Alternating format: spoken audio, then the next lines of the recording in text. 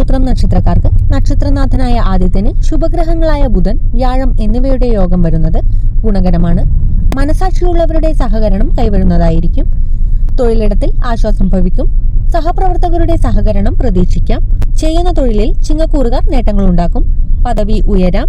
വ്യാപാരം പുഷ്ടിപ്പെടുന്നതാണ്. കന്നിക്കൂറുകാർ അക്കാര്യത്തിൽ പൂർണ്ണ വിജയം നേടിയേക്കില്ല.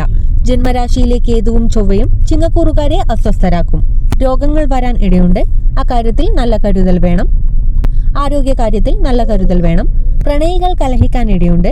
കന്നിക്കൂറുകാരുടെ ദാമ്പത്യത്തിൽ സ്വൈര്യമുണ്ടാവില്ല. രാഹു അനുകൂല ഭാവത്തിൽ സഞ്ചരിക്കുന്നതിനാൽ കന്നിക്കൂറുകാർക്ക് ശത്രുബാധ, കടക്കെണി എന്നിവയിൽ ആശ്വസിക്കാനാവും. അത്തം നക്ഷത്രക്കാർക്ക് തൊഴിൽപരമായി മാസത്തിന്റെ ആദ്യ പകുതിയിൽ സാധാരണ പോലെയാവും കാര്യങ്ങൾ. വ്യാപാര രംഗത്ത് വലിയ ഉന്മേഷം പ്രതീക്ഷിക്കേണ്ടതില്ല. സീസൺ ബിസിനസ്സുകാർക്ക് നേട്ടമുണ്ടായേക്കും. ശുക്രന്റെ അഷ്ടമഭാവത്തിലെ സഞ്ചാരം ഭൗതിക സുഖങ്ങൾക്ക് കാരണമാകാം. സുഹൃത്ത് ബന്ധം ദൃഢമാകുന്നതാണ്. പരീക്ഷാഫലം ഒട്ടൊക്കെ പ്രതീക്ഷിച്ചതുമാതിരി തന്നെയാവും. 6ാം ഭാവത്തിലെ രാഹു രോഗചികിത്സ ഫലപ്രദമാക്കും. കടബാധ്യത കുറയും. കേതുവും ചൊവ്വയും 12ൽ ഒരുമിക്കുന്നത് ചെലവുകൾ വർദ്ധിപ്പിക്കുന്നതാണ്.